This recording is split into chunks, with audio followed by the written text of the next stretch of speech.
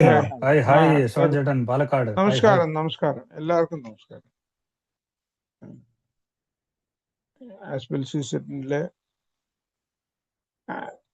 271 പേജാണ് നമുക്കിന്ന് നോക്കേണ്ടത്. ആദ്യമായിട്ട് ആസ്ബിൽ സീസെറ്റ് എന്താണെന്ന് ജസ്റ്റ് ഒന്ന് ഓർമ്മപ്പെടുത്താനായിട്ട് പറയാം. ബില്ലിന്റെ തന്നെ പല ലേഖനങ്ങളും പല ടോക്കുകളും അദ്ദേഹം തന്നെ എഴുതിയ ലിറ്ററേച്ചറും, ബിഗ് ബുക്ക് 12 പോലുള്ള ലിറ്ററേച്ചർ, അല്ലെങ്കിൽ സർവീസ് മാനുവലൊക്കെ പോലുള്ള ലിറ്ററേച്ചർ, ഇതിന്നെല്ലാം കുറേശ്ശെ പല സ്ഥലങ്ങളിൽ നിന്ന് എടുത്തിട്ടുള്ള ചില പ്രസക്തമായ ഭാഗങ്ങൾ അദ്ദേഹം തന്നെ എടുത്ത് അദ്ദേഹം തന്നെ ഇതിനെ ഇഴചേർത്തതാണ്. ഈ പുസ്തകത്തിന്റെ ആദ്യത്തെ പേര് ദ വേ ഓഫ് ലൈഫ് എന്നായിരുന്നു. അദ്ദേഹത്തിന്റെ മരണശേഷമാണ് അത് ആസ് ബിൽ സീസ് ഇറ്റ്, അല്ലെങ്കിൽ ബില്ലിന്റെ കാഴ്ചപ്പാട് എന്നൊക്കെ ആക്കി മാറ്റിയത്. ഇതിന്റെ ഗുണം എന്താണെങ്കിൽ, നമുക്ക് പൊതുവെ ഇതിലെ എല്ലാ എയുടെ 3 പൈതൃകങ്ങളെ കുറിച്ചും, മോചനം, വൈക്കം, സേവനം, അതിനെക്കുറിച്ച് 3 കുറിച്ചും ധാരണ ഉണ്ടാവും. വിവിധ ലിറ്ററേച്ചറുകളെ കുറിച്ചിട്ട് പരിചയപ്പെടാനുള്ള അവസരമാണ്. പിന്നെ നമ്മളൊക്കെ വേ ഓഫ് ലൈഫ് പ്രാക്ടീസ് ചെയ്യാൻ ശ്രമിക്കുന്നവരാവുകൊണ്ട് നമുക്കത് നമ്മുടെ ജീവിതത്തിന്റെ മേഖലകളിൽ ഇതൊക്കെ പ്രയോഗിക്കാൻ പറ്റും. അതിനു കൂടി വേണ്ടിയിട്ടാണത്. ആദ്യം 271 പേജ്, ഇൻ 2 വേർഡ്സ്. അത് ടോക്ക് 1965, 1965 എവിടെയോ അദ്ദേഹത്തിന്റെ ടോക്കിലായിരുന്നു. പിന്നെ പ്രിന്റഡ് ഇൻ ഗ്രേപ്പ് ജാനുവരി 1966. അപ്പോ അത് ജാനുവരി 1966 ഗ്രേപ്പ് വൈനിലെ ആ ലേഖനം, the guidance of S world affairs. എയുടെ എന്താ പറയാ, ലോകകാര്യങ്ങളിൽ, ലോകത്തിനോട്, അതായത് പുറം ലോകമായിട്ട് ഉള്ള വ്യാവഹാരിക വിഷയങ്ങളിൽ ഉള്ള മാർഗനിർദ്ദേശങ്ങൾ എന്നുള്ള നിലയ്ക്കുള്ള ഒരു ലേഖനമാണ്, വലിയ ലേഖനമാണ്. ആ ലേഖനത്തിന്റെ അവസാന ഭാഗമാണ്. അപ്പോൾ ലാംഗ്വേജ് ഓഫ് ദ ഹാർട്ട് എന്ന് പറഞ്ഞൊരു ബുക്കുണ്ട്. ആ ബുക്ക് എന്താണെന്ന് വെച്ചാൽ ബിൽ ഗ്രേപ്പ് വൈനിലുള്ള മിക്കവാറും അല്ല എല്ലാ ലേഖനങ്ങളും തന്നെ പറയാം, അതൊക്കെ സംഗ്രഹിച്ചെടുത്തിട്ടുള്ള ബുക്കാണ് ലാംഗ്വേജ് ഓഫ് ദ ഹാർട്ട്. അപ്പൊ അതില് ഈ ലേഖന 340 പേജാണ്. അതില് ഈ ഭയങ്കരമായിട്ട് ഉറക്കം വരും. 340 പേജാണ് ലാംഗ്വേജ് ഓഫ് ദ ഹാർട്ടില്. ലാസ്റ്റ് പേജാണ് ഈ ലേഖനത്തിന്റെ ലാസ്റ്റ് പേജാണ്. 340 പേജിന്റെ മുകളിൽ നിന്ന് 3ാമത്തെ പാരഗ്രാഫ്.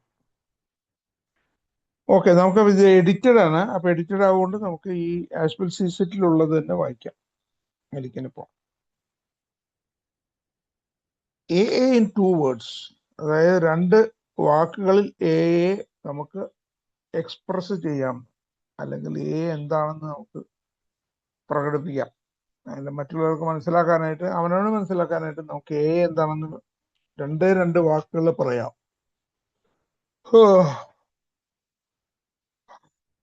ഭയങ്കര ഉറക്കം. All AA progress can be reckoned in terms of just 2 words: humility and responsibility. Our whole spiritual development can be accurately measured by our degree of adherence to these magnificent standards. Ever deepening humility, accompanied by an ever greater willingness to accept and to act upon clear-cut obligations. These are truly our touchstones for all growth in the life of the Spirit. They hold up to us the very essence of right being and right doing. It is by them that we are enabled to find and to do God's will. നോക്കാം എന്താ പറഞ്ഞത്. All AA progress can be reckoned in terms of just 2 words: humility and responsibility.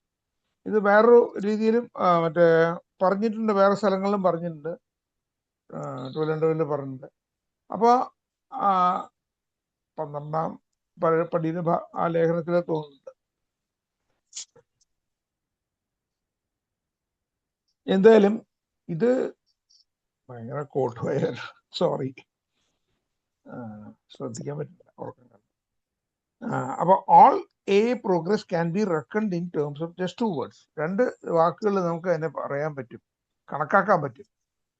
എയില് ഒരാളുടെ പുരോഗതി അല്ലെങ്കിൽ ഒരു A പുരോഗതി. All a progress ആണ്. അപ്പൊ അത് ഗ്രൂപ്പുകളുടെ പുരോഗതി ആയാലും അത്, എയിലെ സർവീസ് എൻറ്റിറ്റികളുടെ പുരോഗതി ആയാലും അത്, സേവകന്മാരുടെ പുരോഗതി ആയാലും അത്, അംഗങ്ങളുടെ പുരോഗതി ആയാലും, ഇതെല്ലാം 2 വാക്കുകളിൽ നമുക്ക് അറിയാൻ പറ്റും, അളക്കാൻ പറ്റും, കണക്കാക്കാൻ പറ്റുന്ന റെക്കണ്ട് എന്ന് പറഞ്ഞാൽ കണക്കാക്കാൻ പറ്റും. അതിന് അർത്ഥം കൂടെ ജസ്റ്റ് നമുക്ക് അളക്കാൻ പറ്റുന്ന തന്നെയാണ്. വേറൊരു സ്ഥലത്ത് അങ്ങനെയാണ് പറഞ്ഞത്, ക്യാൻ ബി മെഷേർഡ് എന്ന് പറഞ്ഞത്. Humility and responsibility. ആ ഹ്യൂമിലിറ്റി ആണ് ആ വിനയം എന്നുള്ള ആ ഒരു വാക്ക് എത്രത്തോളം നമ്മളിൽ വരുന്നു, വളരുന്നു, അതും ആൻഡ് റെസ്പോൺസിബിലിറ്റി, എത്രത്തോളം ഉത്തരവാദിത്തത്തോടുകൂടിയാണ് ജീവിതത്തെ കൈകാര്യം ചെയ്യുന്നത്. സ്വജീവിതം, അതുപോലെ ജീവിതം, സമൂഹ ജീവിതം, ഒരു രാജ്യത്തിലെ പൗരൻ എന്നുള്ള നിലയ്ക്കുള്ള ജീവിതം, ഈ ലോകത്തിലെ ഒരു ജീവി എന്നുള്ള നിലയ്ക്കുള്ള, ഒരു മനുഷ്യൻ എന്നുള്ള നിലയ്ക്കുള്ള ജീവിതം, ഇതെല്ലാം എത്രത്തോളം ഉത്തരവാദിത്വത്തോടു കൂടിയും ആണ് കൈകാര്യം ചെയ്യുന്നത്. അതേപോലെ എത്രത്തോളം വിനയം അവനവന്റെ ഓരോ ചിന്തകളിലും വാക്കുകളിലും പ്രവൃത്തികളിലും ഉണ്ട് എന്നാണ് ഈ ഇതില് പറയുന്നത്. ഈ 2 വാക്കുകളെ കൊണ്ട് ഒരാളെ അളക്കാം. ഒരാളെയല്ല, ഒരു സേവന ഘടക ആയിരുന്നത്. കാരണം പലപ്പോഴും സേവന ഘടകങ്ങൾക്ക് ഈഗോ ഉണ്ടാവാറുണ്ട്.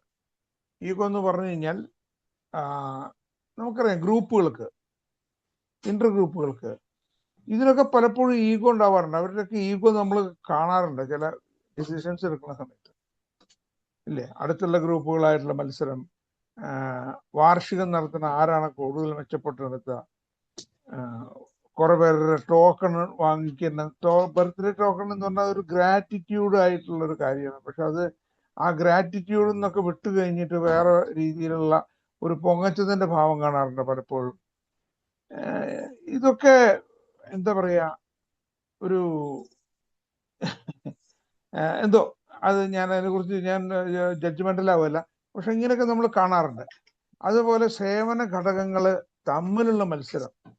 ഇപ്പൊ ഇന്നലെ അടുത്ത കാലത്ത് ഒരു ഗ്രൂപ്പ് വാർഷികത്തിന് പോയപ്പോൾ പറഞ്ഞു, ഞങ്ങളുടെ അപ്പൊ രജിസ്ട്രേഷൻ ഇല്ലെന്ന് വെച്ചു. ഇല്ലാന്ന് പറഞ്ഞു. അതെന്താന്ന് ചോദിച്ചു. ഞങ്ങളുടെ ഗ്രൂപ്പിൽ വാർഷികത്തിന് വരുന്നവർക്ക് ഒന്നും രജിസ്ട്രേഷൻ ഇല്ല, അത് ഞങ്ങളുടെ ഗ്രൂപ്പിന്റെ തീരുമാനമാണ്. ഞങ്ങള് എന്ന് പറഞ്ഞാൽ പറയാൻ ഉദ്ദേശിച്ചത് ഞങ്ങൾ മറ്റു ഗ്രൂപ്പുകളെ പോലെ വെറും അല്പന്മാരെല്ലാം. പക്ഷെ ഇതാണ് യഥാർത്ഥത്തിലുള്ള അല്പത്വം. അത് എന്താ കാരണം എന്നെങ്കിൽ ഇത് എല്ലാവരും കൂടിയുള്ള കാര്യമാണ്. എയുടെ പൊതുവായിട്ടുള്ള നടത്തിപ്പാണ്, ഒരു കീഴ്വഴക്കാണ്. അതിനൊക്കെ എതിരായിട്ട് പോകുമ്പോൾ അതൊരു ഗ്രൂപ്പിൻ്റെതായ അഹങ്കാരം എന്ന് വേണമെന്നിട്ട് പറയാം. ഈഗോ തന്നെ, ഈഗോ. അപ്പൊ ആ ഈഗോന്റെ പ്രകടനമാണ് നടക്കുന്നത്. അപ്പൊ അതില്ലാതെ ഉള്ള ഒരു എന്താ പറയുക, ജീവിതം, അതാണ് ഉദ്ദേശിക്കുന്നത്. കാരണം ഹ്യൂമിലിറ്റി ഉള്ളവനെ റെസ്പോൺസിബിലിറ്റി ഉണ്ടാവും. അല്ലെങ്കിൽ റെസ്പോൺസിബിലിറ്റി കൃത്യമായിട്ട് നടപ്പിലാക്കണമെങ്കിൽ വേണ്ടത്ര ഹ്യൂമിലിറ്റി വേണം. എനിക്ക് ഈ ഉറക്കം പറഞ്ഞു കണ്ടപ്പോ വൈബ് കട്ട ചായ കൊടുക്കുന്നുണ്ട്, ഞാൻ 2 സിപ്പ് കുടിക്കട്ടെ.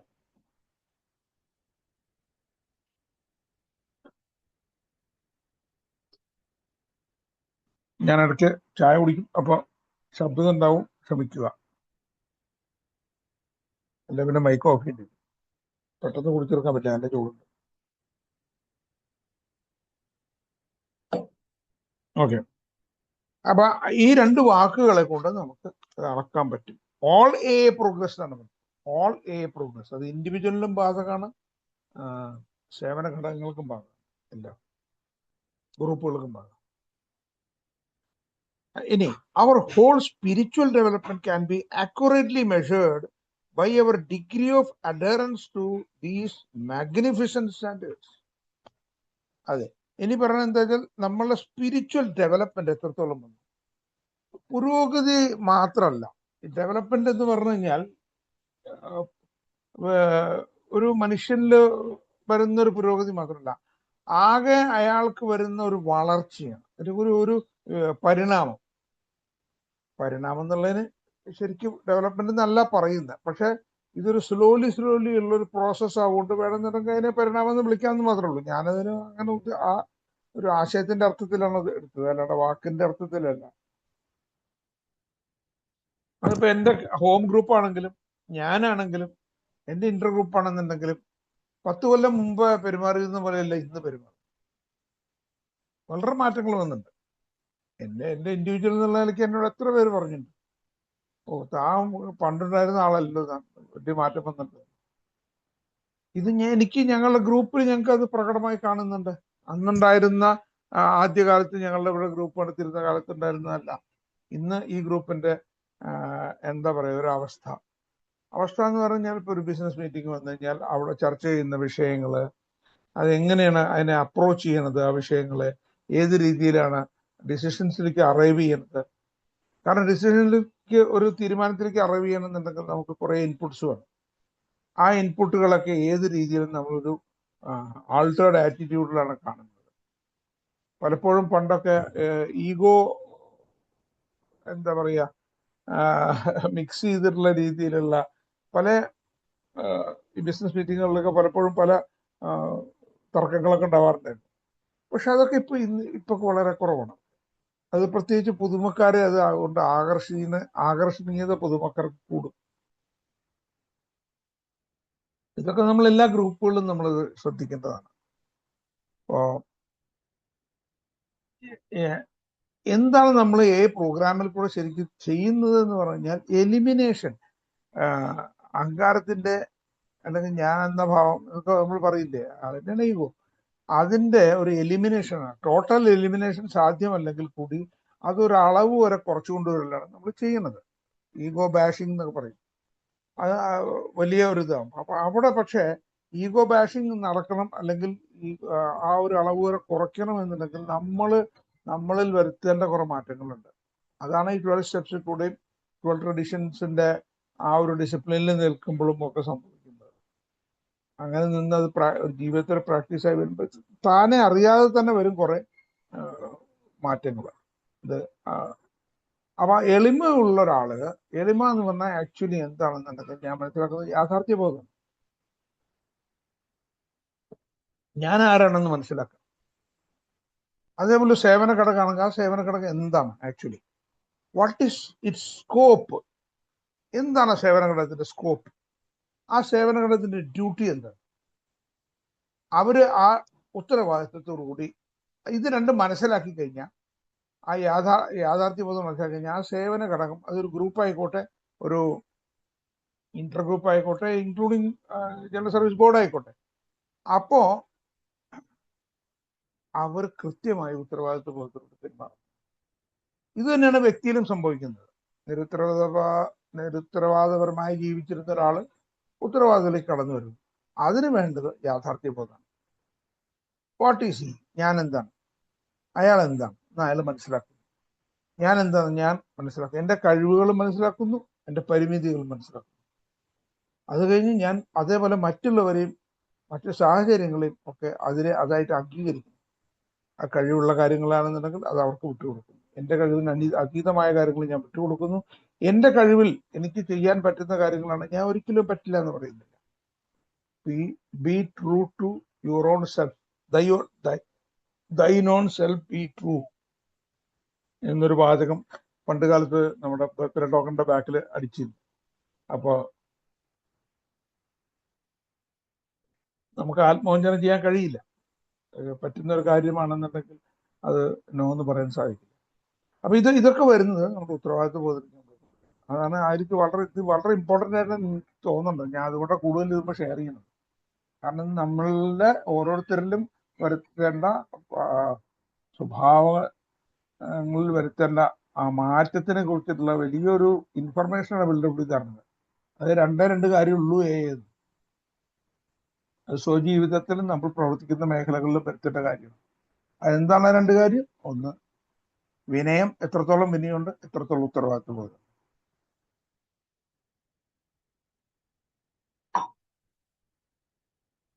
ഇനി നോക്കാം. സോ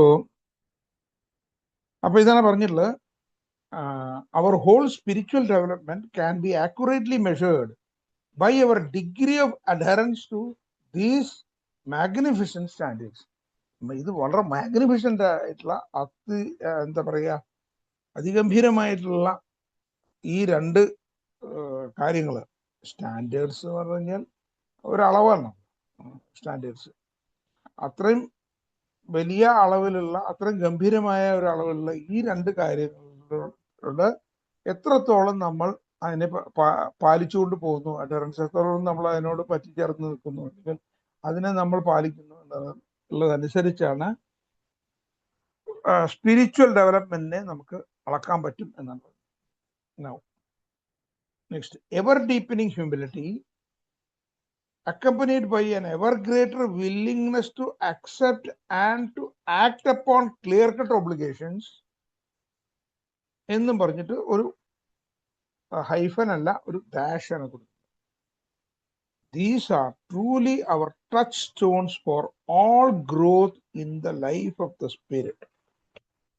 അപ്പൊ നമ്മളുടെ മൊത്തം വളർച്ച, അതായത് ഈ ആത്മീയമായ ഈ ഇതിലെ ആത്മാവിൻ്റെതായ ഈ ഒരു ലോകത്ത് ഉള്ള നമ്മളുടെ മൊത്തം വളർച്ചയുടെ എന്താണ് പറയുക, ടച്ച് സ്റ്റോൺ എന്ന് പറഞ്ഞു കഴിഞ്ഞാൽ ഒരു വളരെ നിർണായകമായ ഒരു പോയിന്റാണ്. നമ്മൾ നിർണായകമായ ഒരു പോയിന്റ് ആയിട്ട് കണക്കാക്കാം. എന്ത്? ഇത് എവർ ഡീപ്പനിങ് ഹ്യൂമിലിറ്റി. ഒന്ന്, എത്രത്തോളം നമ്മളുടെ ഉള്ളിൽ ആഴ്ന്നു ചെന്നിട്ടുള്ള വിനയം, accompanied by an ever greater willingness. അതാണ് അക്കമ്പനീഡ്. അതിന്റെ കൂടെ ഉണ്ടാവണം എന്താണ്? എൻ്റെ സന്നദ്ധത, എവർ ഗ്രേറ്റർ വില്ലിങ്, ഏറ്റവും മഹത്തായ, ഏറ്റവും വലിയ രീതിയിലുള്ള, ഏറ്റവും നല്ല രീതിയിലുള്ള, ഏറ്റവും കൂടുതലുള്ള വില്ലിങ്നെസ്, സന്നദ്ധത. എന്തിനുള്ളത്? To accept and to act upon. Accept ചെയ്താൽ മാത്രം പോരാ, കാര്യങ്ങളെ അംഗീകരിക്കാനും അതനുസരിച്ച് പ്രവർത്തിക്കാനും. വെറുതെ അംഗീകരിച്ചിട്ടും ഉണ്ടായിരുന്ന പോലല്ലോ. Accept and to act upon clear cut obligations. അതായത് ഞാൻ ചില കാര്യങ്ങളെ അക്സെപ്റ്റ് ചെയ്യുമ്പോൾ എനിക്ക് അവിടെ ചില ഒബ്ലിഗേഷൻ ഉണ്ട്. ഒബ്ലിഗേഷൻ എന്ന് പറഞ്ഞു കഴിഞ്ഞാൽ എൻ്റെ ബാധ്യതകൾ, എൻ്റെ കടമകൾ. ആ കടമകൾ നിറവേറ്റാൻ ഞാൻ എത്രത്തോളം ഞാൻ ശ്രമിക്കുന്നു എന്നുള്ളതും കൂടി. അതുമ്പോൾ എൻ്റെ ശ്രമങ്ങൾ ആവശ്യമുണ്ടല്ലോ. അപ്പൊ ഇതെല്ലാം കൂടിയിട്ടുള്ളതാണ് ശരിക്കും പറഞ്ഞാൽ these are truly our touchstones for all growth in the life of the spirit. നമ്മുടെ ഈ ആത്മാവിൻ്റെതായ ലോകത്ത്, ഈ ജീവിതത്തിലെ, ആത്മീയമായ ജീവിതത്തിൽ ഇത് രണ്ടുമാണ് നിർണായകമായ ചില പോയിന്റുകളാണ് ജീവിതത്തിൽ. ഒന്നുകിൽ പോയിന്റ് എന്ന് പറയാം, അല്ലെങ്കിൽ നിർണായകമായ രണ്ട് വസ്തുതകൾ. അതായിരിക്കും കൂടുതൽ അർത്ഥത്തിനോട് കൂടുതൽ അടുത്തതെന്ന് എനിക്ക് തോന്നുന്നു. ടച്ച് സ്റ്റോൺസ് ഒക്കെ പറയുമ്പോൾ നമുക്ക് അല്ലാതെ മലയാളത്തിൽ പറയാൻ പറ്റില്ല. Okay, they hold up to us the very essence of right being and right doing. എന്താണ് ചെയ്യണത്? they hold up to us the very essence of right being and right doing. അതായത് ശരിയായ രീതിയിൽ ബീയിങ് എന്ന് പറഞ്ഞാൽ ബീയിങ് റൈറ്റ്, ശരിയായ രീതിയിൽ ആവുക. അതുപോലെ റൈറ്റ് ഡൂയിങ്, ശരിയായ പ്രവർത്തനങ്ങൾ. ശരിയായ രീതിയിൽ ആവുക എന്ന് പറഞ്ഞാൽ എന്താ അർത്ഥം? ഇവിടെ ബിക്കമിങ് അല്ല, ബീയിങ് ബിക്കമിങ് തമ്മിൽ വ്യത്യാസമുണ്ട്. ഇപ്പോ ഞാൻ അശോകൻ എന്റെ പേര്. I became Ashokan when my parents put my name as Ashok, അല്ലേ? അങ്ങനെയല്ലേ? ഞാനത് ഐ ബിക്കെയിം. പക്ഷെ വാട്ട് ആം ഐ ശരിക്ക്? ഐ ആം ബീയിങ് അയാളുടെ ഹ്യൂമൻ ബീയിങ് എന്ന് പറഞ്ഞു. ഇപ്പൊ ഹ്യൂമൻ ബീയിങ് എന്നുള്ളതിന്റെ അപ്പുറത്തേക്ക് നമ്മൾ കുറച്ചും കൂടി ഡീപ്പായിട്ട് വരുമ്പോൾ ഞാനൊരു സോൾ ആണെന്നാണ് പറഞ്ഞത്. അല്ലെങ്കിൽ ഐ ആം ബീയിങ് ഡിവൈൻ എന്ന് പറയും. ഞാനൊരു എന്തായാലും പറയുക, ഒരു ദൈവികമായ ഒരു ചൈതന്യമാണ് ഞാൻ. എൻ്റെ ഉള്ളിലുള്ള ആ ഡിവിനിറ്റി, എൻ്റെ ഉള്ളിലുള്ള ഡിവിനിറ്റി എന്നൊക്കെ പറയാം, അതാണെന്ന് ഞാൻ മനസ്സിലാക്കണം. That is being. എനിക്ക് അത് വേറെ ഇനി പോയി ബിക്കം ആവേണ്ട കാര്യമില്ല. Already I M being that. പക്ഷെ എനിക്ക് പേരിട്ടപ്പോൾ മാത്രമേ ഞാൻ അശോകനായുള്ളൂ. പേരിടുന്ന വരെ ഞാൻ അശോകനായിരുന്നില്ല, അല്ലേ? അപ്പോൾ I became Ashokan when they have named me. എന്റെ പേര് വിളിച്ചപ്പോൾ മാത്രമേ ഞാൻ അതായുള്ളൂ. ഓഫ് കോഴ്സ് എൻ്റെ അമ്മാവനാണ് പാരൻസ് എല്ലാം ചെയ്തത്, പേര് സജസ്റ്റ് ചെയ്ത് കിട്ടുമോ. അദ്ദേഹം ഹിന്ദി പിക്ചർ ധാരാളം കാണുന്ന ആളായിരുന്നു. അപ്പൊ അശോക് കുമാറിന് ഹിന്ദി പിക്ചറിലെ ഒരു എന്താ പറയാ ഫാൻ ആവുകൊണ്ട് അശോക് എന്നുള്ള പേര്. അതുകൊണ്ട് എൻ്റെ പേര് അശോകൻ ഇല്ല, അശോക് എന്നല്ല ശരിക്കുള്ള പേര്. ഏല് അശോകൻ എന്നായി അറിയപ്പെടുന്നു. കുമാറില്ലേ, എന്താ അറിയില്ല. ഞാൻ പറഞ്ഞ ബീയിങ്ങും ബിക്കമിങ്ങും തമ്മിൽ വളരെയധികം വ്യത്യാസമുണ്ട്. ബീയിങ് എന്ന് പറഞ്ഞാൽ ഐ ആം ഓൾറെഡി, ഞാൻ എന്താണ്. അപ്പൊ ഇവിടെ പറയുന്നത് എന്താണ്, രണ്ട് കാര്യം പറഞ്ഞത് എനിക്ക് ഞാൻ ഫോക്കസ് ചെയ്യാനായിരിക്കാണ്. എന്താണ്, they hold up to us the very essence of right being. ഈ രണ്ട് കാര്യവും, അതായത് ഹ്യൂമിലിറ്റി ആൻഡ് റെസ്പോൺസിബിലിറ്റി, എന്നെ ശരിയായ രീതിയിലാവാനും, അല്ലെങ്കിൽ ഞാൻ ശരിയായ രീതിയിലായിരുന്നില്ല, അല്ലെ? എൻ്റെ ആറ്റിറ്റ്യൂഡ് മുഴുവൻ റോങ് ആറ്റിറ്റ്യൂഡായിരുന്നു.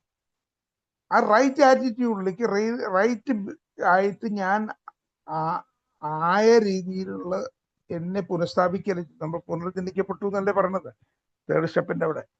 അപ്പൊ ആ പുനർജനിച്ച് നമ്മൾ അങ്ങനെ ആവുന്നതും, പിന്നെ അതിനുശേഷം ഞാൻ എന്ത് ചെയ്യുന്നു, റൈറ്റ് ആക്ഷനാണ് ഞാൻ ചെയ്യുന്നത്, ശരിയായ പ്രവൃത്തികൾ ചെയ്യണം. അപ്പൊ ഈ രണ്ട് കാര്യങ്ങൾക്കും they hold up to us the very essence of right being and right doing. ഇത് രണ്ടുമാണ് ചെയ്യുന്നത്. ഓക്കെ, നമ്മുടെ യഥാർത്ഥ പ്രവൃത്തി. ഇനി it is by them that we are enabled to find and to do God's will. ഈ രണ്ട് കാര്യങ്ങളെ കൊണ്ട്, റൈറ്റ് ബീയിങ്ങും റൈറ്റ് ഡൂയിങ്, ഈ രണ്ട് കാര്യങ്ങളെ കൊണ്ട് മാത്രമാണ് ശരിയായ രീതിയിലുള്ള ജീവിതവും ശരിയായ പ്രവർത്തനം, അല്ലെങ്കിൽ സത്യസന്ധമായ ജീവിതം, സത്യസന്ധമായ പ്രവർത്തനം. ഈ രണ്ട് കാര്യങ്ങളും, it is by them that we are enabled to find and to do God's will. ഈ രണ്ട് കാര്യങ്ങളെ കൊണ്ടാണ് നമ്മൾ ഈശ്വരേച്ഛ മനസ്സിലാക്കാനും അത് പ്രവർത്തിക്കാനും. 11th സ്റ്റെപ്പിന്റെ ഒരു ലക്ഷ്യമാണത്. അപ്പൊ അത് നമുക്ക് സാധ്യമാവുന്നത്, അല്ലേ? ഞാൻ എൻ്റെ ഉള്ളിലത്തെ ഡിവൈൻ ബീയിങ് ആണെങ്കിൽ മാത്രമല്ലേ എനിക്ക് ഗോഡ്സ് വില്ല് അറിയാൻ പറ്റുള്ളൂ. ഗോഡ്സ് വില്ല് അറിയാൻ എന്താണ് പറയുന്നത് ഇതില്? Through prayer and meditation. അപ്പൊ when I meditate, I start recognizing the divinity in me, അല്ലേ? അങ്ങനെ ഇതൊക്കെ അങ്ങനെയൊക്കെ എടുക്കാൻ വേണമെങ്കിൽ അത് കറക്റ്റ് പ്രാക്ടീസ് ചെയ്യുമ്പോൾ അത് സ്വയം തോന്നി തുടങ്ങും, മനസ്സിലായി തുടങ്ങും. ഞാൻ അതല്ലാതെ വിൽ ഡബ്ല്യു പറഞ്ഞ് തന്നെ വേറെ രീതിയിൽ വ്യാഖ്യാനിക്കല്ല. നമ്മൾ ഇതൊക്കെ ചെയ്യുമ്പോൾ, പ്രെയർ മെഡിറ്റേഷൻ എല്ലാം റെഗുലറായിട്ട് ചെയ്യുമ്പോൾ, അതുപോലെ ആവശ്യത്തിന് ലിറ്ററേച്ചറുകളായിട്ടുള്ള ബന്ധം, മീറ്റിങ്ങുകളിൽ പോലെ, സേവനങ്ങളിൽ മുഴുകല്, അതുപോലെ സമൂഹത്തിൽ നമ്മൾ ജീവിക്കുമ്പോൾ ഈ റൈറ്റ് ബീയിങ് റൈറ്റ് ഡൂയിങ് ഒക്കെ നമുക്ക് അത്യന്താപേക്ഷിതമാവും. ഒന്ന്, അപ്പോഴേ മെഡിറ്റേഷൻ സാധ്യമാവും. റൈറ്റ് ബീയിങ്ങും റൈറ്റ് ഡൂയിങ്ങും അല്ലെങ്കിൽ മെഡിറ്റേഷൻ എന്നുള്ള സംഭവം സാധ്യമാവില്ല. കുറച്ചെങ്കിലും, മുഴുവൻ അല്ലെങ്കിൽ അപ്പോഴും സാധ്യമാവും എന്നല്ല ഞാൻ പറഞ്ഞത്. കുറച്ചെങ്കിലും സാധ്യമാവില്ല. അല്ലെങ്കിൽ വെറുതെ ഇരിക്കാനേ പറ്റുള്ളൂ. മെഡിറ്റേഷൻ എന്ന് പറഞ്ഞ് ഇരിക്കാനേ പറ്റുള്ളൂ. ഇല്ലാത്ത സകല ലോകത്തെ എല്ലാ ചിന്തകളും ആ സമയത്താവും കയറി വരിക. ആവശ്യമുള്ളതും ആവശ്യമില്ലാത്തതും 50 കൊല്ലം പുറകുള്ളതും ഇനി വരാൻ പോകുന്ന 10 കൊല്ലത്തിന് ശേഷം ഉണ്ടാവുന്ന കാര്യങ്ങളെ കുറിച്ചൊക്കെ ഉള്ള ആശങ്കകളും ഭയവും ഉത്കണ്ഠയും പഴയ എന്താ പറയുക കുറ്റബോധവും അല്ലെങ്കിൽ ചില ആഗ്രഹങ്ങളും വേറെ ചില കോപങ്ങളും ചില റിസൺമെന്റും ഇതൊക്കെ ആ സമയത്താവും കയറി വരിക. തൃപ്തിയില്ലായ്മ, എല്ലാ കാര്യങ്ങളും. ചിലപ്പോൾ ചില സന്തോഷവും വരും, ഇല്ല എന്നല്ല. ഇത് അതിനൊക്കെ ആയിട്ട് നമുക്ക് വേണ്ടത്ര ഹ്യൂമിലിറ്റിയും വേണ്ടത്ര എന്താ പറയുക ഉത്തരവാദിത്വം, ഈ രണ്ടും ഡെവലപ്പ് ചെയ്യുന്നതോടുകൂടി ഒരു മനുഷ്യനിലോ, അത് ഏല് ഓൾ എന്നാണ്. അത് മെമ്പേഴ്സ് മാത്രമാണെന്ന് ഞാൻ മനസ്സിലാക്കുന്നില്ല. കാരണം ഇത് പറഞ്ഞുള്ള സർവീസിന്റെ സ്ഥലത്താണ്. അതുകൊണ്ടാണ് കോൺടെക്സ്റ്റ്. അല്ലെങ്കിൽ ഇപ്പോൾ ഓൾ എ എന്ന് പറഞ്ഞാൽ എല്ലാ എ മെമ്പേഴ്സും നമുക്ക് എടുക്കാം. പക്ഷെ ഇത് പറഞ്ഞിട്ടുള്ള ഈ ലേഖനം എന്തായിരുന്നു? ഏത് മറ്റ് വ്യവഹാരങ്ങളിലേക്കുള്ള മാർഗ നിർദ്ദേശമായിട്ടുള്ള ലേഖനമാണ്. അതിൽ നിന്നാണ് അടർത്തിയെടുത്തത്. അപ്പൊ അതുകൊണ്ട് ഇതില് സർവീസ് ഘടകങ്ങളും എല്ലാം ഇതില് ഹോൾ എ ഇതില് ഇൻക്ലൂഡഡ് ആയിട്ടുള്ളതാണ് ഞാൻ വിശ്വസിക്കുന്നത്. അത് ചിലപ്പോൾ ശരിയായിരിക്കാം, ചിലപ്പോൾ തെറ്റായിരിക്കാം. കാരണം ബിൽഡബ്ല്യൂല്ലോ ചോദിക്കാനായിട്ട്. ഓക്കെ, ഇനി നമുക്ക് നോക്കാം ഇതിലെന്താണ് നമ്മുടെ ഈ സൂചിപ്പിക്കുന്നത്. ഈ സൂചിപ്പിക്കുന്നത് വെറുതെ എടുത്ത് വായിക്കല്ല കേട്ടോ. അത് ഈ ബുക്കിന്റെ ആദ്യ ഭാഗത്ത് സൂചിക കൊടുത്തിട്ടുണ്ട്. ഓരോരോ വിഷയം, ആ വിഷയം ഏതൊക്കെ പേജിലാണ് പ്രതിപാദിച്ചിട്ടുള്ളത്. അതിന് റിവേഴ്സ് എഞ്ചിനീയറിംഗ് കൂടെ കൊണ്ടുവരണം. അതായത് നമ്മൾ ഏത് പേജാണ് വായിക്കുന്നത്, ആ പേജ് ഏതൊക്കെ വിഷയത്തിനെയാണ് സൂചിപ്പിക്കുന്നത്. അത് നമ്മുടെ ചാലക്കുടിയിലുള്ള ജെയിംസാണ് ചെയ്യുന്നത്. അപ്പൊ ജെയിംസിന് പ്രത്യേകം നന്ദി. ഇനി നോക്കാം, page number 271 A in 2 words എന്ന് പറഞ്ഞ പേജ് സൂചിപ്പിക്കുന്നത്, നമ്മളിപ്പോൾ ഈ വായിച്ച ഭാഗം സൂചിപ്പിക്കുന്നത്, ഒന്ന് ഇൻഡിവിജ്വൽ ഗ്രോത്ത്, ഒരു വ്യക്തിയുടെ വളർച്ച. രണ്ട്, നീഡ് ഫോർ ഹ്യൂമിലിറ്റി, വിനയത്തിന്റെ ആവശ്യകത. മൂന്ന്, റെസ്പോൺസിബിലിറ്റി ആസ് എൻ എ, ഒരു എ മെമ്പർ എന്നുള്ള രീതിയിലുള്ള ആ ഉത്തരവാദിത്വം. പിന്നെ റെസ്പോൺസിബിലിറ്റി ആസ് എൻ ഇൻഡിവിജ്വൽ, അതുകൊണ്ട് സമൂഹത്തിലെ ഒരു വ്യക്തി എന്നുള്ള നിലയ്ക്കുള്ള ഉത്തരവാദിത്വം. ഇത്തരം കാര്യങ്ങളാണ് ഇതിൽ പറഞ്ഞിട്ടുള്ളത്. ഓക്കെ, ഇനി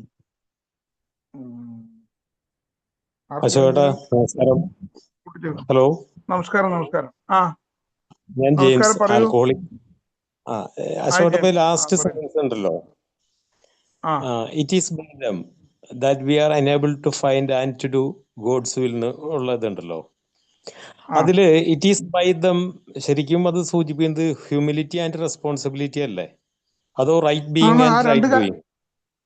അല്ല, അതെ, ഹ്യൂമിലിറ്റി ആൻഡ് റെസ്പോൺസിബിലിറ്റിയുടെ ഗ്രോത്ത്, അതിന്റെ അളവുകളിൽ എന്താ പറയാ, അളവ് വർദ്ധിച്ചാൽ മാത്രമേ നമുക്ക് റൈറ്റ് ബീയിങ് റൈറ്റ് ഡൂയിങ് നമുക്ക് സംഭവിക്കുള്ളൂ.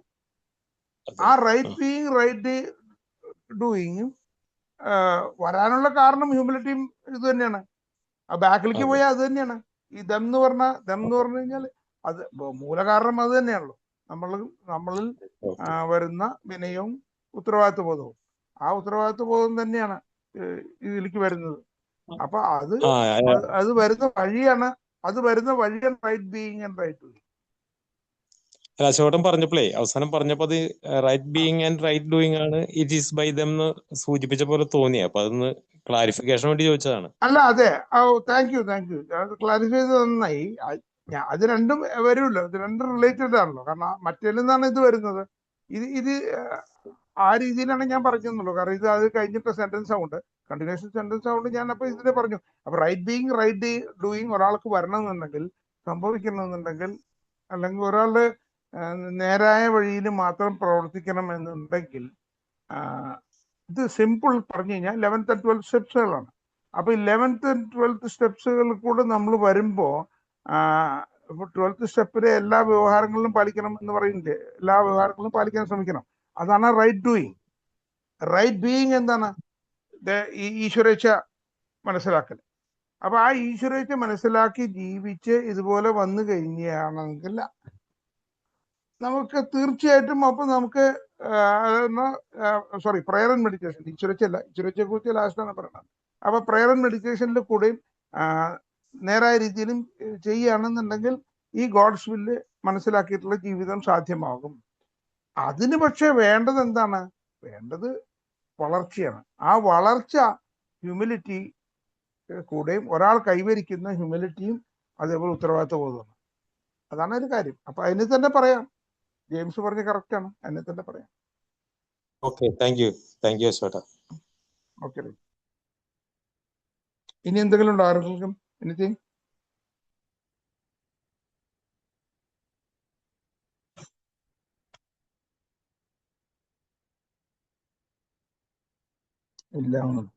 ഇല്ല ഏട്ടാ, മുന്നോട്ട് പോവാം.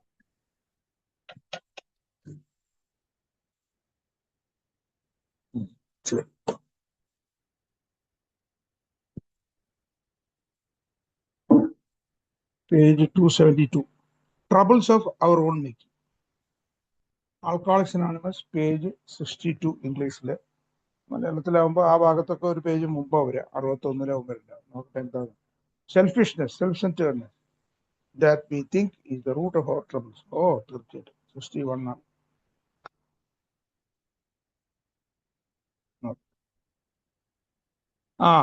ഇതെങ്ങനെ പ്രവർത്തിക്കുന്നു എന്നുള്ള 5-ാം അധ്യായത്തില് പേജ് നമ്പർ 61 മുകളിലത്തെ ഖണ്ഡിക തന്നെ, 60-ൽ നിന്ന് കണ്ടിന്യൂ ചെയ്യുന്ന ഖണ്ഡികയാണ്. അതില് സ്വാർത്ഥത പ്രശ്നങ്ങളുടെ മൂലകാരണം എന്ന് നാം കരുതുന്നു. ഭയത്താലും സ്വന്തമായ മിഥ്യാധാരണകളാലും ഭാഗ്യാന്വേഷണങ്ങളാലും സ്വയം സഹതാപത്താലും നയിക്കപ്പെട്ടുകൊണ്ട് നാം നമ്മുടെ സഹജീവികളുടെ മേൽ കുതിര കയറുകയും അവർ തിരിച്ചടിക്കുകയും ചെയ്യും. അവർ പലപ്പോഴും യാതൊരു പ്രകോപനവുമില്ലെന്ന് വ്യക്തമാക്കുമ്പോഴും നമ്മെ പലപ്പോഴും ദ്രോഹിക്കുന്നു. പക്ഷേ പണ്ടെപ്പോഴോ സ്വാർത്ഥതയിൽ അധിഷ്ഠിതമായ തീരുമാനങ്ങൾ നാം എടുത്തിട്ടുണ്ടെന്നും അതും നമ്മെ പിന്നീട് ദ്രോഹിക്കപ്പെടാവുന്ന സ്ഥിതിയിൽ എത്തിച്ചു നിർത്തിയിട്ടുണ്ടെന്നും അനിവാര്യമായും നാം കാണുന്നു. അതുകൊണ്ട് അടിസ്ഥാനപരമായ നമ്മുടെ കുഴപ്പങ്ങൾ നമ്മുടെ തന്നെ സൃഷ്ടികളാണെന്ന് വിചാരിക്കുന്നു. നമ്മളിൽ നിന്ന് തന്നെയാണ് അത് ഉയർന്നു വരുന്നത്. സ്വേച്ഛയാൽ നയിക്കപ്പെട്ട കുഴപ്പത്തിലെത്തിയതിന് അമിത മദ്യപാനാസക്തൻ ഒരു കടുത്ത ഉദാഹരണമാണ്. അയാൾ പലപ്പോഴും അങ്ങനെ കരുതുന്നില്ലെങ്കിലും അമിത മദ്യപാനാസക്തരായ നമ്മൾ എല്ലാറ്റിനുമുപരിയായി ഈ സ്വാർത്ഥത ഉപേക്ഷിക്കണം. നമ്മൾ അങ്ങനെ ചെയ്തേ പറ്റൂ, അല്ലെങ്കിൽ അത് നമ്മെ നശിപ്പിക്കും. ഇതുവരെയാണ് ഇതിലുള്ളത്. അപ്പോ എന്താണ് troubles of our own making? നമ്മൾ തന്നെ വരുത്തി വെച്ച പ്രശ്നങ്ങൾ, ബുദ്ധിമുട്ടുകള്, ജീവിതത്തിലെ ബുദ്ധിമുട്ടുകളും തടസ്സങ്ങളും ഒക്കെ നമ്മൾ തന്നെ വരുത്തി വെച്ചാണ്. ഇത് 3-ാം പടിയിലെ ഭാഗമാണിത്.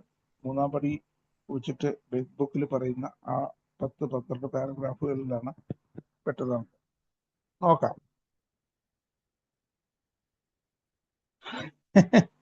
അപ്പൊ ഇത് ശരിക്കും 59-ാമത്തെ പേജ് മുതലാണ് ഇവിടെ തുടങ്ങുന്നത്.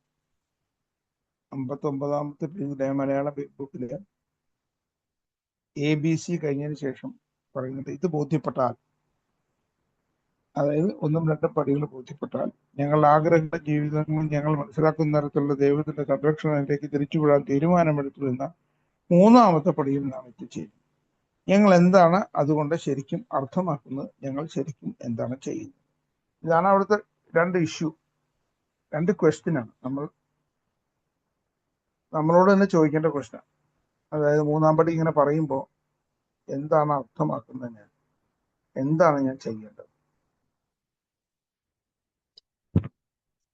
അതായത് ഇച്ഛകളും ജീവിതമൊക്കെ ദൈവത്തിന് വിട്ടുകൊടുക്കാൻ തീരുമാനിച്ചു എന്ന് പറയുമ്പോൾ അതുകൊണ്ട് എന്താണ് അർത്ഥമാക്കുന്നത്, അതിന് ശരിക്കും എന്താണ് ചെയ്യേണ്ടത്, അതിനുള്ള എക്സ്പ്ലനേഷൻ ആയിട്ട് വേണമെന്നുണ്ടെങ്കിൽ ഈ ഭാഗങ്ങളെ കണക്കാക്കാം. അതിനുള്ള 2ന്റെ ആൻസർ ഇവിടെ ഉണ്ട്. അപ്പൊ അവിടുത്തെ ഒരു ആൻസറാണത്. കുറെ അതിനു മുമ്പുള്ള കുറെ കാര്യങ്ങളൊക്കെ പറഞ്ഞതിന് ശേഷം അനുഭവങ്ങളും ഇതും ഒരു ഉദാഹരണ, എന്താ പറയുക, നമ്മളെ ഉദാഹരണ സഹിതം നമ്മളെ വേറെ ആളായിട്ട് ഒരു വ്യക്തിയായിട്ട് കമ്പയർ ചെയ്ത് കഴിഞ്ഞിട്ട്, ഒരു വ്യക്തി എന്ന് പറഞ്ഞാൽ ഇത് എഴുതിയ 100 പേരാണ്, ഞങ്ങൾ എന്ന് പറഞ്ഞിട്ടാണുള്ളത് ഇവിടെ, ഞങ്ങളുടെ എന്നാണുള്ളത്. അപ്പൊ അവരായിട്ട് നമ്മളെ ഐഡന്റിഫൈ ചെയ്യാൻ പറ്റുമെന്നുള്ള രീതിക്കാണ് കൊണ്ടുവരുന്നത്. അങ്ങനെ അത് ആ ഭാഗമൊക്കെ വായിച്ചു കഴിഞ്ഞ് ഐഡന്റിഫൈ ചെയ്ത് വരുമ്പോൾ എന്നിട്ട് എത്തുന്ന ഒരു കൺക്ലൂഷൻ. അപ്പൊ നമ്മൾ എന്ത് മനസ്സിലാക്കി? സ്വാർത്ഥത പ്രശ്നങ്ങളുടെ മൂലകാരണം എന്ന് നാം കരുതുന്നു. അപ്പൊ എൻ്റെ ജീവിതത്തിലെ എല്ലാ പ്രശ്നങ്ങളുടെ മൂല കാരണം സ്വാർത്ഥതയാണ്. അതാണ് ഇവിടെ പറഞ്ഞത്. സെൽഫിഷ്നെസ്, സെൽഫ് സെന്റർ, എന്നിട്ട് എക്സ്ക്ലമേഷൻ മാർക്കാണ് ഇംഗ്ലീഷിൽ. മലയാളത്തിൽ തർജ്ജമയിൽ കുറച്ച് അപാകതകളുള്ള ഭാഗമാണത്, കുഴപ്പമില്ല, പക്ഷെ ആശയം കൃത്യമാണ്. ഓക്കെ. അപ്പൊ സ്വാർത്ഥത പ്രശ്നങ്ങളുടെ മൂലകാരണം നാം കരുതുന്നു. ഭയത്താലും, അപ്പൊ എങ്ങനെയാണ് ഈ സ്വാർത്ഥതയാണ് ഇതിന്റെ പ്രശ്നത്തിന്റെ മൂലകാരണം. ഇനി അതിനെ ഒന്നും കൂടി കുറച്ച് മനസ്സിലാക്കി തരാനുള്ള ആയിട്ടുള്ള വിശദീകരണം പോലെ ഉണ്ട്. ഭയത്താലും സ്വന്തമായ മിഥ്യാധാരണകളാലും ഭാഗ്യാന്വേഷണങ്ങളാലും സ്വയം സഹതാപത്താലും നയിക്കപ്പെട്ടുകൊണ്ട് നാം നമ്മുടെ സഹജീവികളുടെ മേൽ കുതിര കയറുകയും അവർ തിരിച്ചടിക്കുകയും ചെയ്തു. യെസ്, എന്നെ സംബന്ധിച്ച് കറക്റ്റാണ്. ഇത് തന്നെയായിരുന്നു. ഞാൻ എന്തുകൊണ്ടാണ് മറ്റുള്ളവരുടെ മേലെ കുതിര കയറിയിരുന്നത്? അത് എൻ്റെ ഈ പറഞ്ഞ കാര്യങ്ങൾ ആണ്. ഒന്ന്, ഭയം. പല കാലത്തുള്ള ഭയമായിരിക്കും. ഞാനൊരു കാര്യം പറഞ്ഞു, അതൊരാൾ കേൾക്കുന്നില്ല, അപ്പൊ എൻ്റെ ഈഗോനെ ഹേർട്ട് ചെയ്യുന്നു. അങ്ങനെ പറ്റുമോ?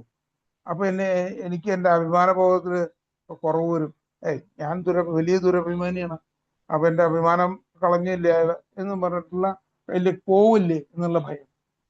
അല്ലെങ്കിൽ വേറൊരു പ്രശ്നം, ഞാൻ കുറെ ആളുടെ പൈസ കടം മേടിച്ചിട്ടുണ്ട്, ആ സമയത്ത് എനിക്ക് തിരിച്ചു കൊടുക്കാൻ പറ്റുന്നില്ല, അയാൾ എന്നെ വഴിയിൽ വെച്ച് അവമാനിക്കൂ, അങ്ങനൊരു ഭയം.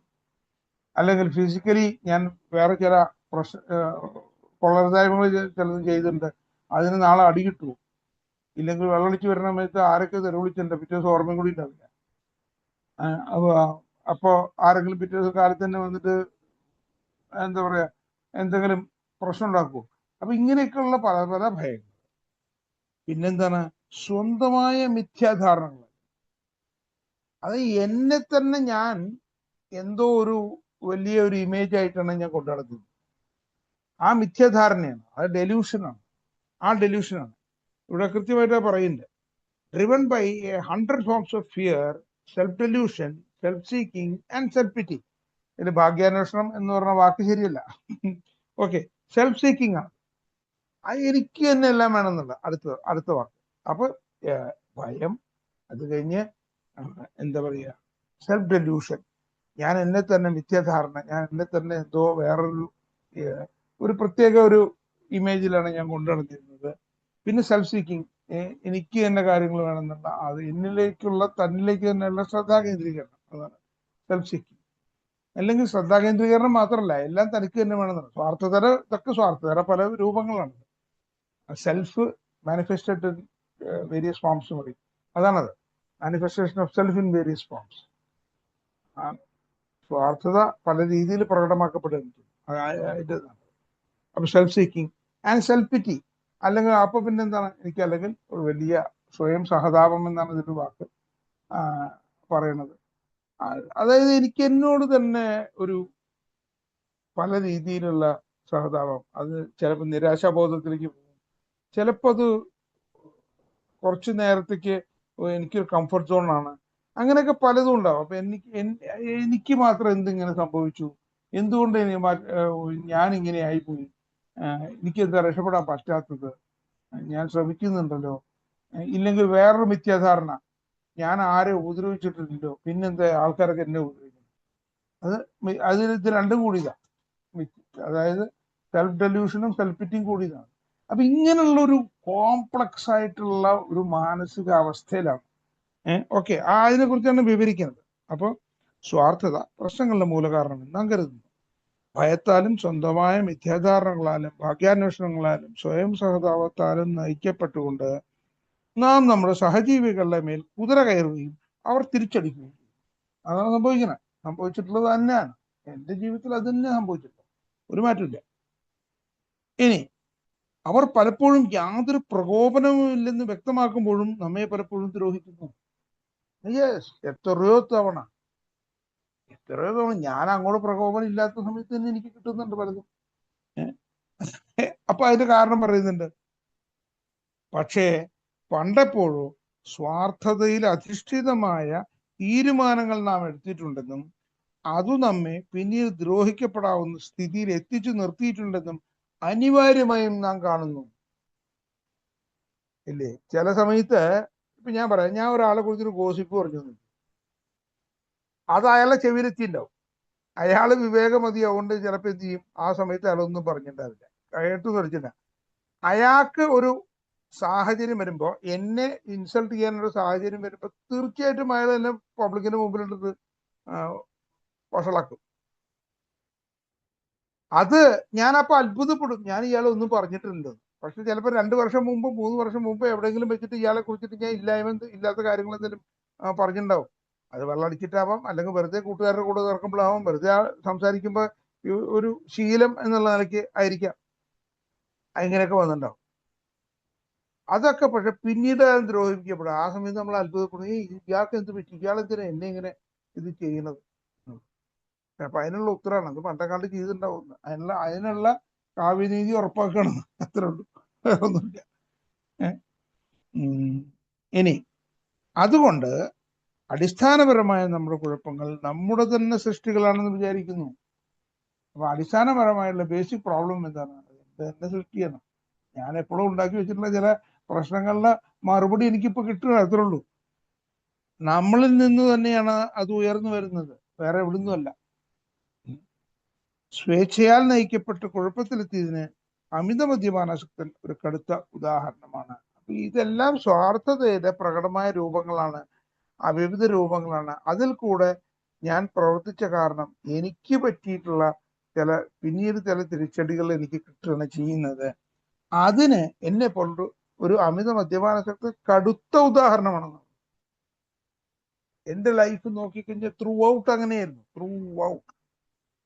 കാരണം ഞാൻ പല രീതിയിലും പലരും ഉപദ്രവിച്ചിട്ടുണ്ട്. എനിക്കന്ന് ആ കുടിച്ച സമയത്തൊക്കെ അതൊക്കെ അന്നത്തെ കാലത്ത് എന്റെ ശരിയായിരുന്നു. ഞാൻ ആൾക്കാരെ ഉപദ്രവിച്ചത് അതൊക്കെ ഞാൻ അന്നത്തെ കാലത്ത് ഞാൻ ശരി ചെയ്യണു എന്ന് തന്നെ ധരിച്ചിട്ടാണ്. അല്ലാണ്ട് ഞാൻ മനഃപൂർവ്വം തെറ്റ് ചെയ്യണമെന്ന് വെച്ചിട്ടല്ല. കാരണം ഞാൻ വിശ്വസിച്ചിരുന്ന അന്നത്തെ എങ്ങനെയായിരുന്നു, ഉരുളയ്ക്ക് ഉപ്പേരി, കണ്ണിന് കണ്ണ്, വാക്കിന് വാക്ക്, അടിക്കടി എന്നാണ് ഞാൻ വിചാരിച്ചിരുന്നത്. പക്ഷെ ഏല് വന്നപ്പോ എന്ത് പറ്റി? മാറ്റം നേരെ ഓപ്പോസിറ്റായി. ഈ ബൈബിൾ എടുത്തു കഴിഞ്ഞാലേ അതിൽ പഴയ നിയമം പുതിയ നിയമമുണ്ട്, അത് തമ്മിലുള്ള വ്യത്യാസം പോലെ. ശരിക്കും പറഞ്ഞു കഴിഞ്ഞാൽ ഞാൻ ചിലപ്പോൾ ആലോചിക്കാറുണ്ട്, ആറ്റിറ്റ്യൂഡ് അന്ന് അങ്ങനെയായിരുന്നു. പഴയ നിയമത്തില് എല്ലാം മുഴുവനല്ല ഞാൻ പറഞ്ഞ, ചില ഭാഗങ്ങൾ അന്നത്തെ ആ ഒരു രീതിയിലുള്ള ചിന്തയായിരുന്നു. പക്ഷെ പുതിയ നിയമം വന്നപ്പോൾ അവിടെ സഹിഷ്ണുത, ക്ഷമ ഒക്കെ എല്ലാ സദ്ഗുണങ്ങളുടെയും ഭാഗമായി മാറി.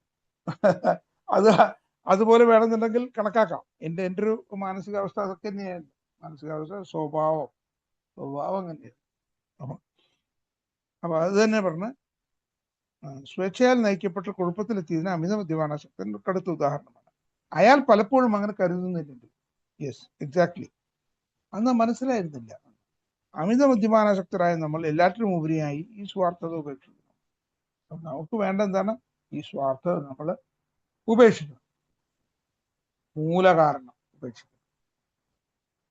ഇവിടെയാണ് നമ്മൾ ആദ്യം ഇതിന്റെ തുടക്കത്തിൽ പറഞ്ഞ ചോദ്യം ഉണ്ടല്ലോ, നമ്മൾ എന്താണ് അർത്ഥമാക്കുന്നത്. അപ്പൊ അതായത് മൂന്നാം പടി പറയുമ്പോൾ അതുകൊണ്ട് എന്താണ് അർത്ഥമാക്കുന്നത്? എന്റെ ഇച്ഛകളും ജീവിതമൊക്കെ ഞാൻ മനസ്സിലാക്കണം, ദൈവത്തിന്റെ സംരക്ഷണത്തിൽ വിട്ടുകൊടുക്കാൻ തീരുമാനിച്ചു എന്നുള്ള മൂന്നാം പടി ഞാൻ പറയുമ്പോൾ ഞാൻ അതുകൊണ്ട് എന്താണ് അർത്ഥമാക്കുന്നത്? ആ കാര്യങ്ങളാണ് ഈ പറഞ്ഞത്. അപ്പൊ ഇവിടെ ഇതാണ് പറഞ്ഞത്, എന്താണ്? എല്ലാറ്റിനും ഉപരിയായി ഈ സ്വാർത്ഥത ഉപേക്ഷിക്കണം. നമ്മൾ അങ്ങനെ ചെയ്തേ പറ്റൂ, അല്ലെങ്കിൽ അത് നമ്മെ നശിപ്പിക്കും. ഇത്രയാണ് ഇതിലുള്ള ആസ്പെക്ട്സിലുള്ള. അടുത്ത 4 വരിയും കൂടി ഞാൻ വായിക്കാം, അത് ഈ പാരഗ്രാഫിന്റെ തന്നെ ഇതുണ്ട്. ഇനിയോ, ദൈവം അത് സാധ്യമാക്കും. അദ്ദേഹത്തിന്റെ സഹായമില്ലാതെ പൂർണ്ണമായി സ്വാർത്ഥതയിൽ നിന്ന് മോചിതനാകുന്ന മറ്റു മാർഗമുള്ളവരായി കാണപ്പെടുന്നില്ല. ധാർമ്മികവും താത്വികവുമായ ദൃഢവിശ്വാസങ്ങൾ സമൃദ്ധമായി നമുക്കുണ്ടായിരുന്നു. പക്ഷെ അതിനനുസരിച്ച് ജീവിക്കണമെന്ന് ആഗ്രഹിച്ചിരുന്നുവെങ്കിലും അതിന് നമുക്ക് കഴിഞ്ഞിട്ടില്ല. ഞങ്ങളുടെ തന്നെ ശക്തിയെ ആശ്രയിച്ചുകൊണ്ടോ ഞങ്ങളുടെ തന്നെയുള്ള ശ്രദ്ധാകേന്ദ്രീകരണം കുറയ്ക്കാനും കഴിഞ്ഞിട്ടില്ല.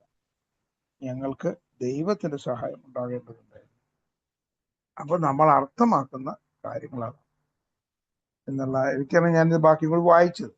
അപ്പോൾ ഇത് വളരെ എക്സാക്ട്ലി പറഞ്ഞു കഴിഞ്ഞാൽ troubles of our own making എന്നുള്ളത് എപ്പോഴും മനസ്സിലുണ്ടെങ്കിൽ ഉള്ളൊരു ഗുണം എന്തറിയാം, നമ്മൾ വേറെ ആരും കുറ്റപ്പെടുത്തില്ല, കഴിഞ്ഞു. അവന് ജീവിതത്തിൽ എന്ത് ദുരിതം വന്നാലും ആലോചിക്കാം, യെസ് ഇതൊക്കെ പണ്ട് ഞാൻ ചെയ്തതിന്റെ ഇപ്പോഴാണ് എനിക്ക് കിട്ടണമെന്ന്. നല്ലത് ചെയ്താൽ നല്ലത് കിട്ടും, ചീത്ത ചെയ്താൽ ചീത്ത കിട്ടുന്നുള്ളത് നമുക്ക് എല്ലാവർക്കും അറിയുന്നൊരു സാധാരണ പ്രകൃതി നിയമമാണ്. ആ പ്രകൃതി നിയമം തന്നെയാണ് ഇവിടെ പറഞ്ഞത്. ഈ പ്രകൃതി നിയമം സാധാരണഗതിയിൽ അവനവന്റെ കാര്യം വരുമ്പോൾ മറന്നുപോകും. എന്നിട്ട് അപ്പൊ ദൈവത്തിനെ പഠിക്കും, അയ്യോ ദൈവം എനിക്ക് കണ്ടോ, ഞാൻ ഇങ്ങനെ ഏലൊക്കെ വന്ന് ഇത്ര വർഷമായിട്ട് ഞാനിങ്ങനെ ജീവിക്കുന്നു, ഞാൻ എൻ്റെ ജീവിതത്തിൽ ഒരാളെ പോലും ഉപദ്രവിച്ചിട്ടില്ല, കണ്ടോ, എന്നിട്ട് എനിക്കിട്ട് വരുന്ന ഓരോ പ്രശ്നങ്ങൾ കണ്ടോ. പക്ഷേ ആ ഉപദ്രവിക്കുന്ന കാര്യമൊക്കെ പഴയ കാര്യങ്ങളൊക്കെ ലിസ്റ്റ് എടുത്ത് നോക്കിക്കഴിഞ്ഞാൽ അപ്പൊ മനസ്സിലാവും. അപ്പൊ അതാണ് അത്. ഇതിലേക്ക് ഇത് വളരെ അധികം വെളിച്ചം കാട്ടുന്ന ഒരു കാര്യമാണിത്. ഈ ട്രബിൾസ് ഓഫ് ഓവർ മേക്കിംഗ് എന്നുള്ളത് നോക്കാം. ഈ പേജ് എന്തൊക്കെയാണ് പറയണം നോക്കാം. സൂചിപ്പിക്കുന്നതാണ്.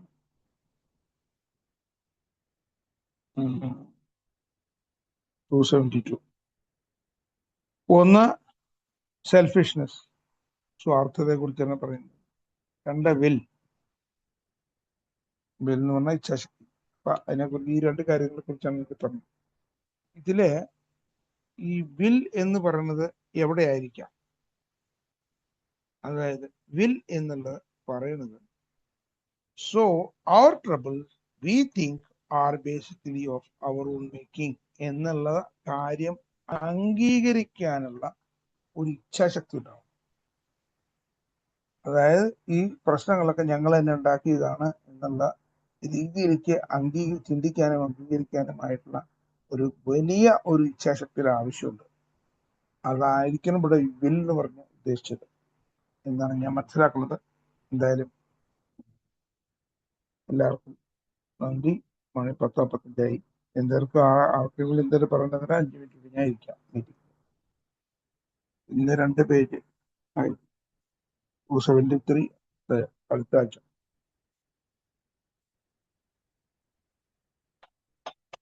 ഓക്കെ, എന്തെങ്കിലും ആർക്കെങ്കിലും കൂട്ടിച്ചേർക്കാനോ എന്തെങ്കിലും ക്ലാരിറ്റിക്കോ എന്തെങ്കിലും ആവശ്യമുണ്ടെങ്കിൽ ചോദിച്ചോളൂ. അറിയുന്നവരെ പറഞ്ഞുതരാം. അല്ലെങ്കിൽ കൂട്ടിച്ചേർത്തോളൂ.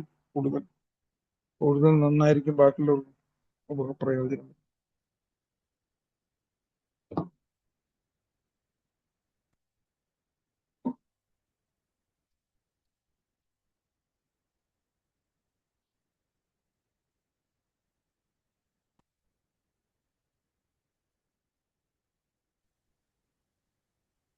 ഓക്കെ, അപ്പോ ശരി. ആർക്കൊന്നും ഇല്ലാത്ത താങ്ക് യു അശ്വൻ ചേട്ടാ. Thank you. അടുത്ത ആഴ്ച പ്രതീക്ഷയോടുകൂടി. Thank U.